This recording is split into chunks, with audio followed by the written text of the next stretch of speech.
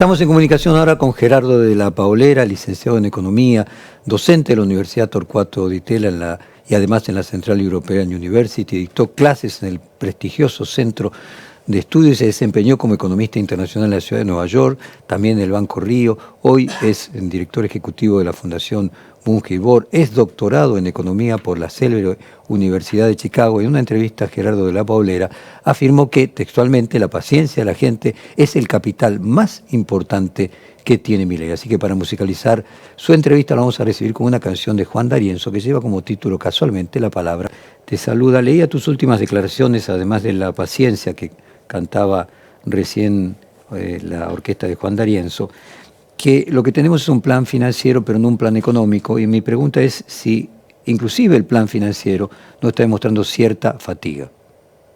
¿Qué tal, Jorge? Buen día. No la conocía la canción. Ajá. La próxima vez la pongo como prólogo en un libro. A ver, sí, la paciencia es el capital más importante de Javier Milei, porque al principio se hizo lo que se tenía que hacer. Cualquier gobierno hubiese hecho esto, porque prácticamente... Y se eligió un ancla fiscal. Para el ancla fiscal no había capacidad básicamente ni endeudarse de manera genuina, ni de aumentar la presión impositiva. Entonces había que controlar la cantidad de dinero, cosa que se congeló al principio, produjo una desinflación, eso produce se liberaron precios, con lo cual eso produce una recesión, ese cambio abrupto, digamos, de régimen monetario. Ahora, ¿qué es lo que está ocurriendo? Lo que está ocurriendo es que obviamente la economía no rebota, y yo creo que no rebota porque todavía hay muchísimas distorsiones en el mercado, hay mucha paciencia, hay mucha expectativa, lo que decía que es el capital de Milei, porque la gente quería salir de algo que era un cráter y quería cambiar, pero obviamente no sabía hacia dónde, pero prefirió apostar a un cambio en el cual no se visualizaba, nadie entendía muy bien cuál iba a ser ese cambio, pero así ocurrió. Ahora, ¿qué es lo que está ocurriendo? Lo que está ocurriendo es que primero Milei elige o dice que va a dolarizar la economía. Para dolarizar la economía es imposible porque no hay reservas en el Banco Central. Para que se entienda, el Banco Central debería comprar toda la base monetaria, es decir, todo el circulante que tenemos, más las reservas que hay en los bancos, y volcar los dólares al mercado, con lo cual eso es imposible. Y luego empezó a hablar de lo que se llama la dolarización endógena. Eso pasa a una segunda etapa, en donde se pretende básicamente nuevamente congelar la emisión monetaria, intervenir con una estrategia de tratar de desinflar esa brecha cambiaria. Ahora, el problema que hay es que tenemos al cepo. Entonces, nosotros, digamos, está haciendo básicamente una estrategia con una distorsión en el mercado cambiario, y eso lleva a un sendero, digamos, gradualista, en la cual obviamente no van a venir inversiones, no va a haber inversiones en tanto y en cuanto esté este cepo, y han agrandado el problema porque está el cepo más el impuesto país, que representa el 20% hoy por hoy de la recaudación fiscal. O sea que acá tenemos, y segundo, como se está interviniendo en el mercado de cambios con las reservas o los dólares que compra por la liquidación de exportaciones el Banco Central, luego los vuelca a ese mercado, obviamente empiezan a haber ciertas dudas en otro mercado, que es el mercado de capitales, con los bonos del Tesoro, y además si se hace la dolarización endógena, o sea, si se fuerza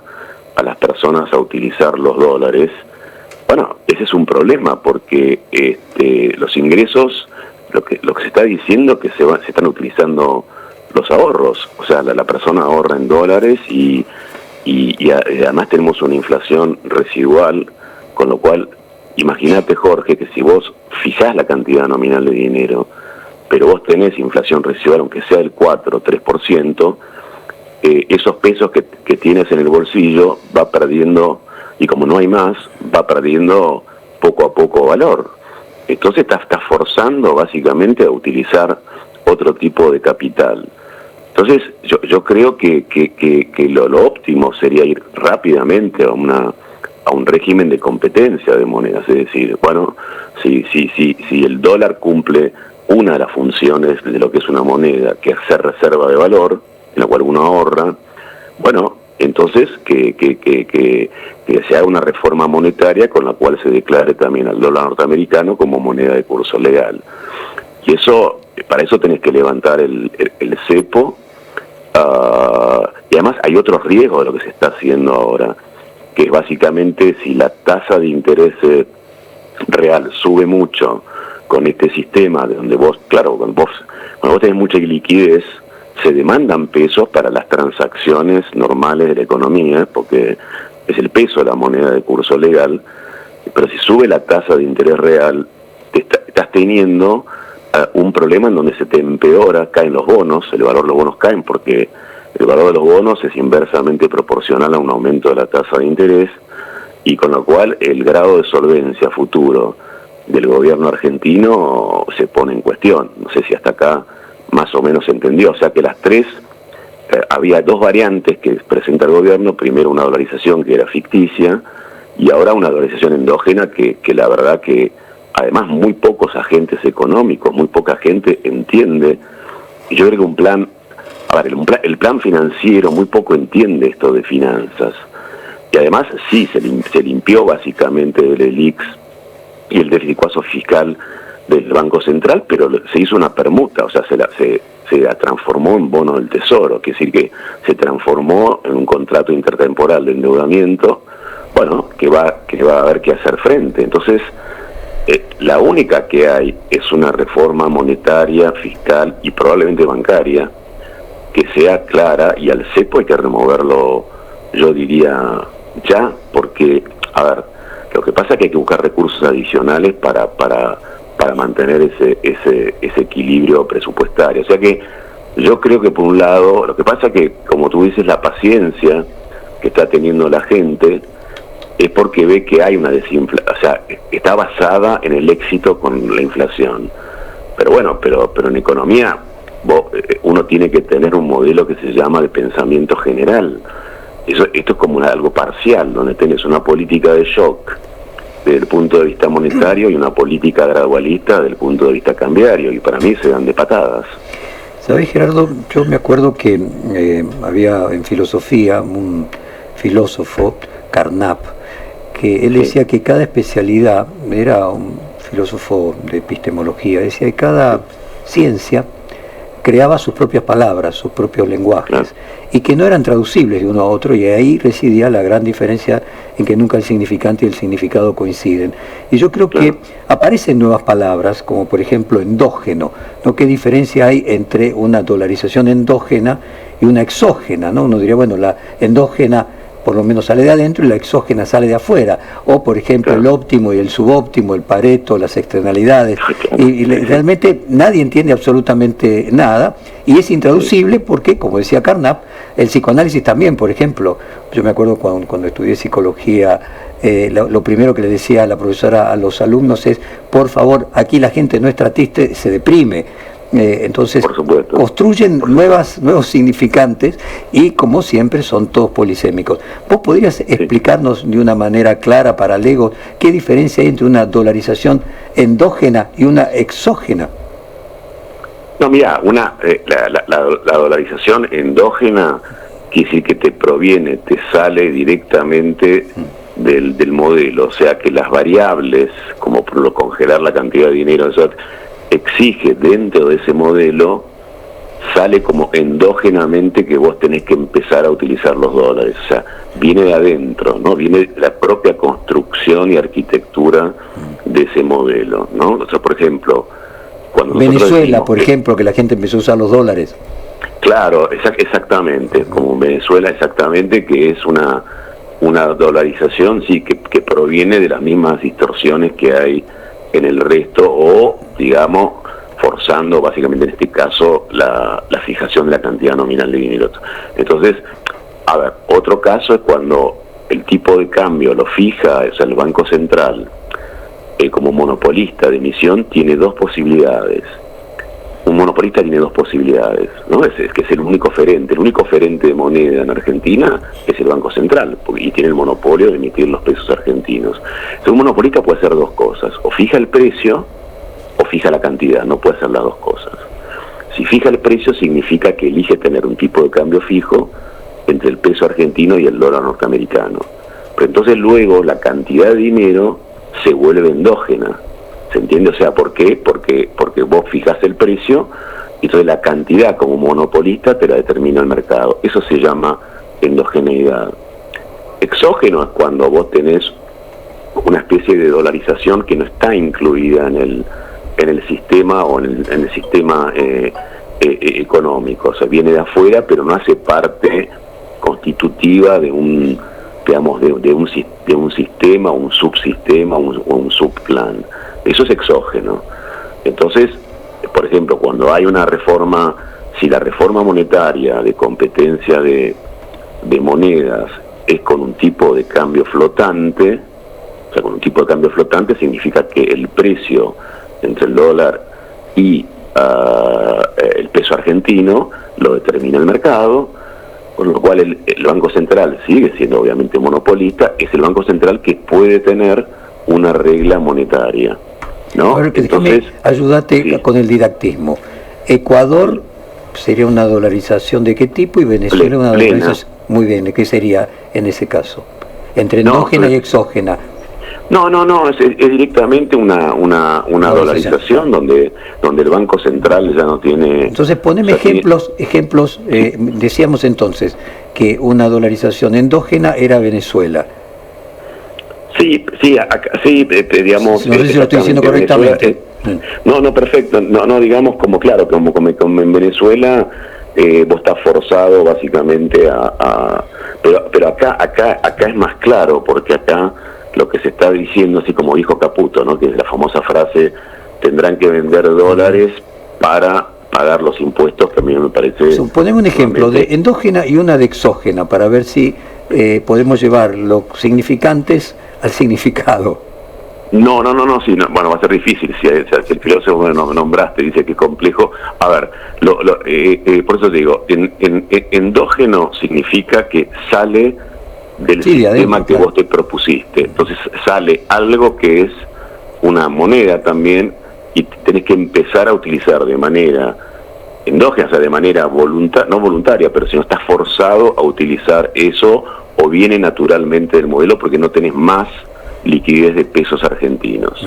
Ahora, endógeno, como te dije yo, que el ejemplo más claro es cuando vos tenés un tipo, por eso con el monopolista fija, vos tenés o sea, a ver, que endógena sería que surge desde una propositalmente, como dirían en Brasil, y exógena surge de un caos. Una tiene una causa que está predeterminada y la otra surge más allá del agente económico principal, que es el Estado, se lo proponga. Claro, pero digamos, por eso te digo, digamos, es rara la palabra también de decir dolarización endógena. Yo no es que lo... Es que yo voy a eso, yo creo que él pone palabras, combina palabras, claro, para que sea ininteligible para todo el mundo, y finalmente entramos en una... Y para mí también. Entonces yo me estoy forzando a lo que... Claro. Los economistas nos hemos forzado. Es que él nos impone el lenguaje, Gerardo, que esa es la genialidad, como fue la genialidad de Néstor Kirchner, imponer palabras, y una vez que uno impone palabras, crea nuevos significados, ¿no? De la misma manera que Freud inventó una profesión a partir de inventar palabras. Entonces ahí tenemos un problema epistémico, ya no es economía lo que estamos discutiendo. Yo creo que para mandar, a ver, yo creo que sí, que inventa palabras y luego además se van desdiciendo, y, o sea, nosotros tuvimos que preguntar qué es dolarización endógena. No, o sea, la palabra endógeno por ni siquiera es correcto para lo que se está diciendo. Pero por ejemplo, cuando dice Caputo, ahí se acerca la cosa. Cuando Caputo dice que vos vas a tener que vender dólares, que en el fondo ¿qué significa? Vas a tener que vender parte de tu ahorro, porque el impuesto es un flujo. Los impuestos, vos lo pagás con el flujo de tu trabajo. Claro, pero si vos la nominás así, de la misma manera que en su momento contrato basura, o sea, vos la bautizás de una manera y pasa a ser más importante, ¿no? Claro. Que decir que la gente va a tener que vender sus ahorros para sobrevivir. Así tan simple, claro, como diría un almacenero. Yo te digo dolarización endógena, y bueno, parece que es algo realmente científico, ¿no? Se lo carga un significado, ¿no? Pero es un juego de palabras. Claro. Endógena quiere decir, a ver, que endógenamente... Wittgenstein decía siempre de que todos son juegos de lenguaje, ¿no?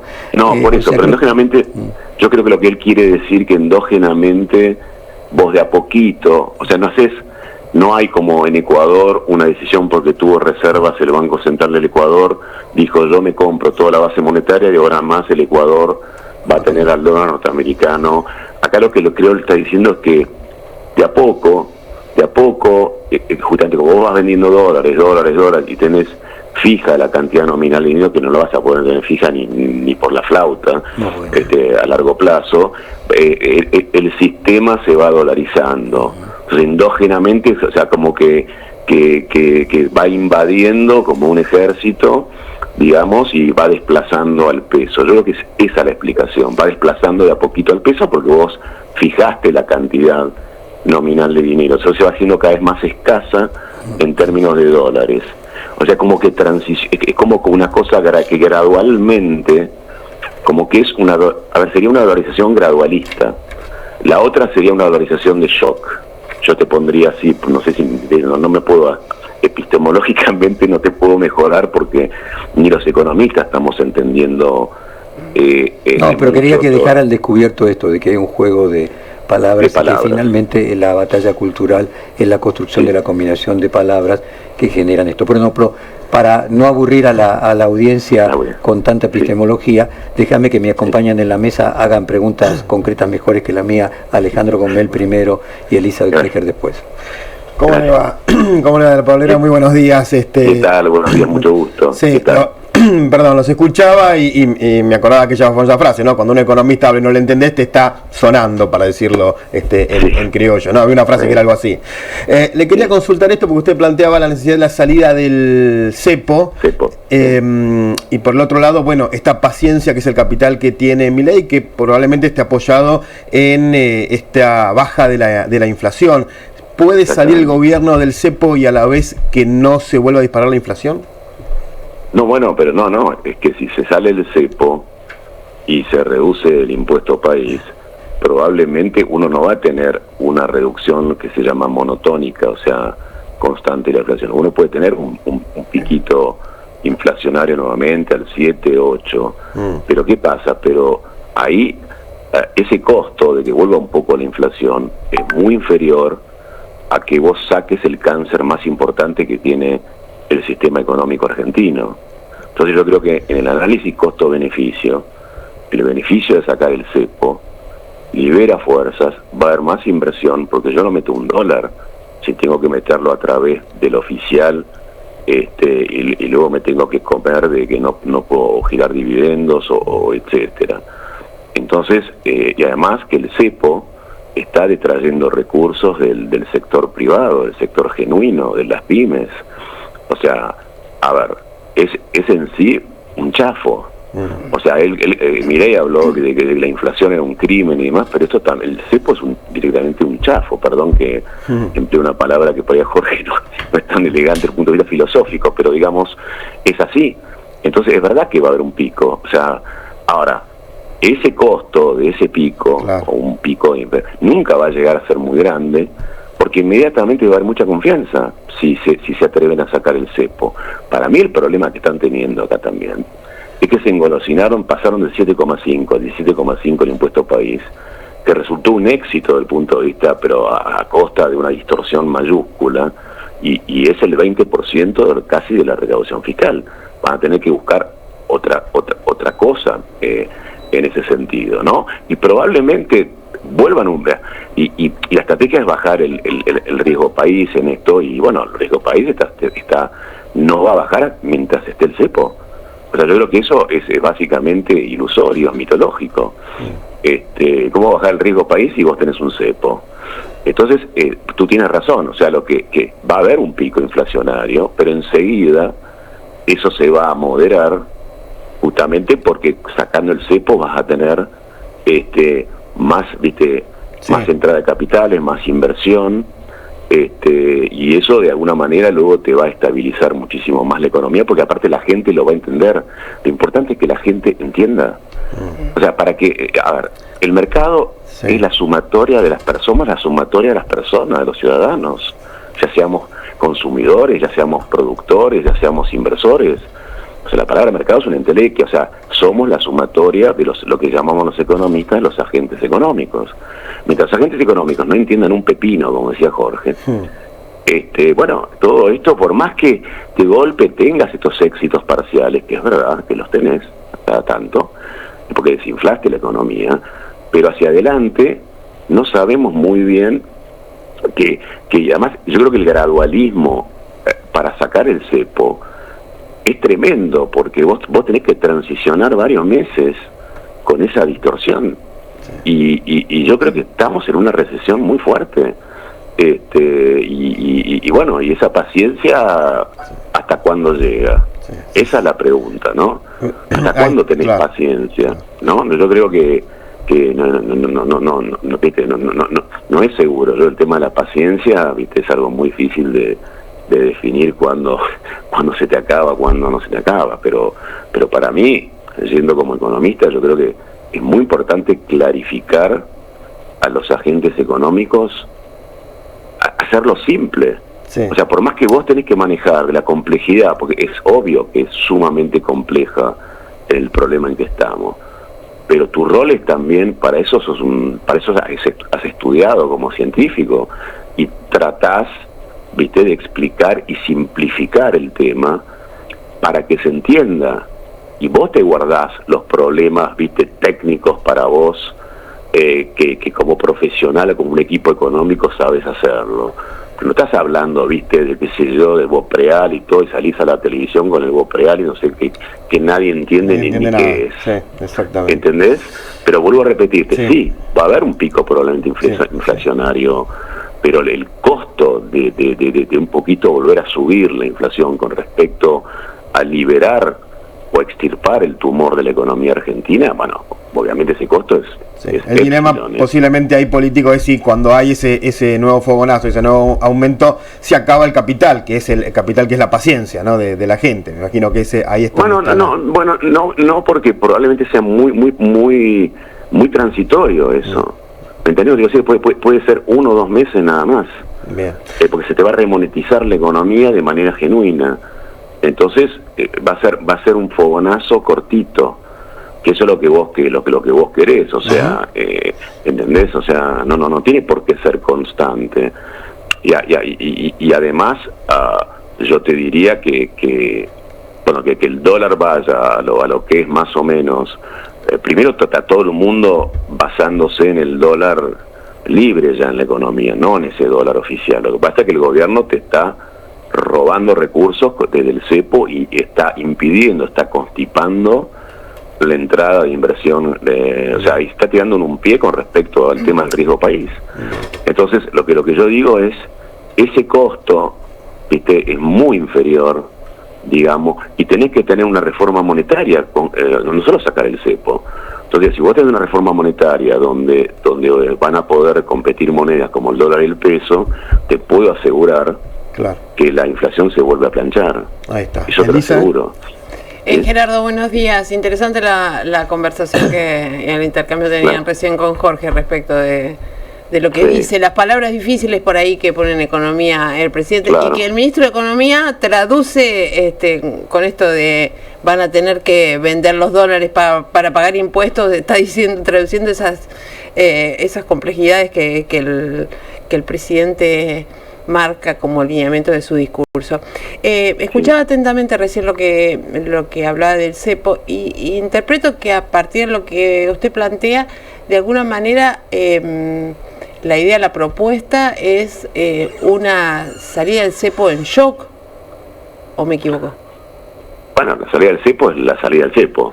O sea, no, bueno, pero usted hablaba de gradualismo para salir. No, la salida del cepo es que yo digo que ya se tiene que salir. O sea, la salida del cepo, digo, porque si gradualmente, ¿cuál es la estrategia de ellos? O sea, y por ahí tienen suerte y la fuerza del cielo acompaña, no sé. Digamos, es desinflar la brecha.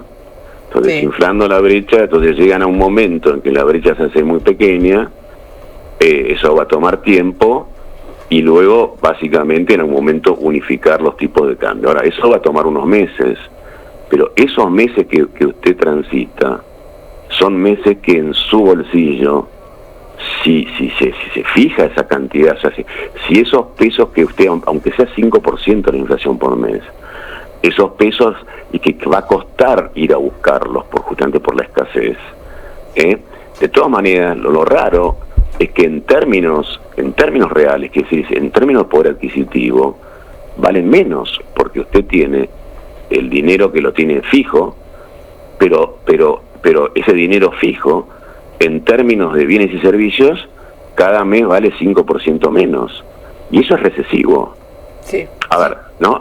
¿Se entiende? O sea, eso es recesivo, porque lo que uno quiere es que de manera genuina ustedes se demanden pesos porque uno produce más y demás, que eso es genuino, y que aumenten que aumenten lo que se llama los saldos monetarios de la economía, que en términos reales, es decir, que eso vaya aumentando para ir ampliando, y entonces ahora es absolutamente lo contrario. Lo que yo digo, si vamos a transitar un éxito de la inflación, pero la inflación es a costa de no despegar sustantivamente, estacionalmente algo despegue va a haber, pero va a ser residual también. Sí. Entonces yo digo, entonces eso está relacionado con la paciencia.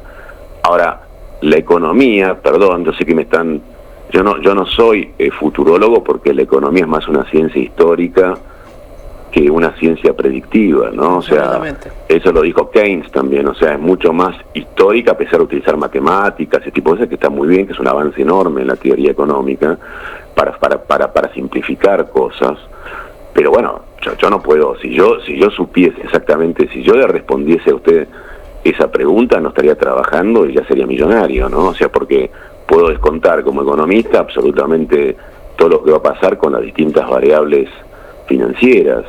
Nosotros los economistas tenemos explicaciones tentativas, porque la economía es una ciencia social, no es una ciencia exacta. Entonces, bueno, la psicología juega un rol acá. Yo no puedo saber cuándo se da vuelta la paciencia de la gente.